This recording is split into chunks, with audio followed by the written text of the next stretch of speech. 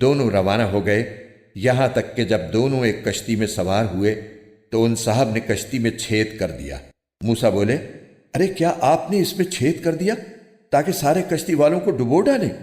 یہ تو آپ نے بڑا خوفناک کام کیا۔ انہوں نے کہا، کیا میں نے نہیں کہا تھا کہ آپ میرے ساتھ رہ کر صبر نہیں کر سکیں گے؟ موسیٰ نے کہا، مجھ سے جو بھول ہو گئی اس پر میری گرفت نہ کیجیے اور میرے کام کو زیادہ مشکل نہ بنائیے۔ وہ دونوں پھر روانہ ہو گئے، یہاں تک کہ ان کی ملاقات ایک لڑکے سے ہوئی تو ان صاحب نے اسے قتل کر ڈالا۔ موسیٰ بول اٹھے، ارے کیا آپ نے ایک پاکیزہ جان کو ہلاک کر دیا جبکہ اس نے کسی کی جان نہیں لی تھی جس کا بدلہ اس سے لیا جائے؟ یہ تو آپ نے بہت ہی برا کام کیا۔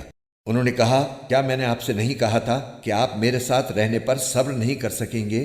موسیٰ بولے، اگر اب میں آپ سے کوئی بات پوچھوں تو آپ مجھے اپنے ساتھ نہ رکھیے، یقیناً آپ میری طرف سے عذر کی حد کو پہنچ گئے ہیں۔ چنانچہ وہ دونوں پھر روانہ ہو گئے، یہاں تک کہ جب ایک بستی والوں کے پاس پہنچے تو اس کے باشندوں سے کھانا مانگا تو ان لوگوں نے ان کی مہمانی کرنے سے انکار کر دیا۔